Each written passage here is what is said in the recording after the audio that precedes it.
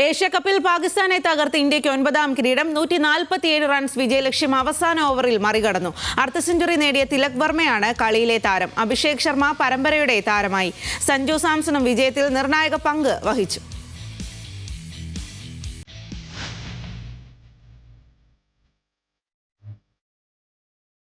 പാകിസ്ഥാനെ പറപ്പിച്ച് ഒരിക്കൽ കൂടി ഏഷ്യ കപ്പിൽ ഇന്ത്യയുടെ വിജയാരവം. വിവാദങ്ങൾ അകമ്പടിയായ ക്ലാസിക് ഫൈനലിൽ ഇഞ്ചോടിഞ്ച് പോരിനൊടുവിൽ ഇന്ത്യ ചാമ്പ്യന്മാർ.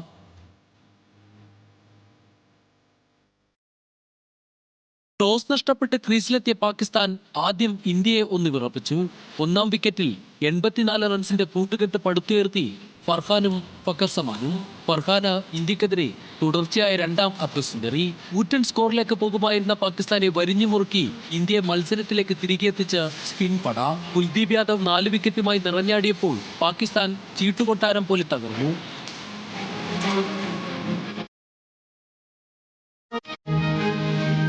അക്ഷർ പട്ടേൽ, വരുൺ ചക്രവർത്തി, ജസ്പ്രീത് ബുംറ എന്നിവർ 2 വിക്കറ്റ് വീതം വീഴ്ത്തി. പാകിസ്ഥാൻ 146 ഒതുങ്ങി.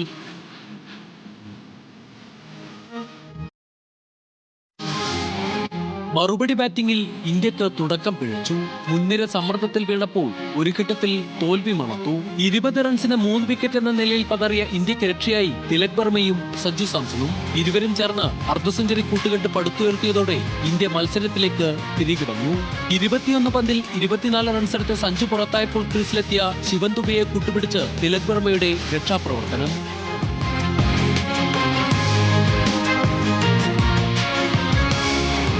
ഇരുവരും ചേർന്ന് 60 റൺസിന്റെ കൂട്ടുകെട്ടുകൂടി പടുത്തുയർത്തിയതോടെ ഇന്ത്യ വിജയത്തീരത്ത്.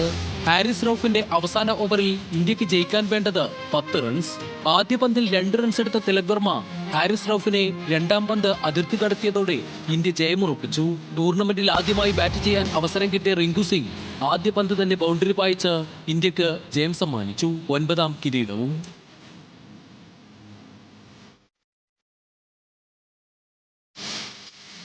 53 പന്തിൽ 69 റൺസ് എടുത്ത് പുറത്താകാതെ നിന്ന തിലക് വർമ്മയാണ് കളിയിലെ താരം. 314 റൺസുമായി ടോപ്പ് സ്കോററായ അഭിഷേക് ശർമ്മ പരമ്പരയുടെ താരമായി. 17 വിക്കറ്റുമായി കുൽദീപ് യാദവാണ് ടൂർണമെന്റിലെ വിക്കറ്റ് വേട്ടക്കാരൻ. ഒരു ടൂർണമെന്റിൽ 3 തവണയും പാകിസ്ഥാനെ തോൽപ്പിക്കുന്ന അപൂർവതയും ഏഷ്യ കപ്പിനുണ്ടായി. ഒരു മത്സരം പോലും തോൽക്കാതെയാണ് ഇന്ത്യയുടെ കിരീട നേട്ടം. ചാമ്പ്യൻസ് ട്രോഫിക്ക് പിന്നാലെ ഏഷ്യ കപ്പ് കൂടി ജയിക്കാനായത് ഗൗതം ഗംഭീറിന് ഇരട്ടി മധുരമായി. സൂര്യകുമാർ യാദവിന്റെ ക്യാപ്റ്റൻസിയിൽ ഇന്ത്യക്ക് ആദ്യ മേജർ കിരീടവും. വിരാട് കോഹ്ലിയും രോഹിത് ശർമ്മയും 2020-ൽ നിന്ന് വിരമിച്ചതിന് ശേഷം യുവനിരയുടെ കരുത്തിൽ ഇന്ത്യ നേടിയ കിരീടം ഭാവി ശോഭനമെന്ന സൂചന കൂടിയായി. Sports desk, news Malayalam.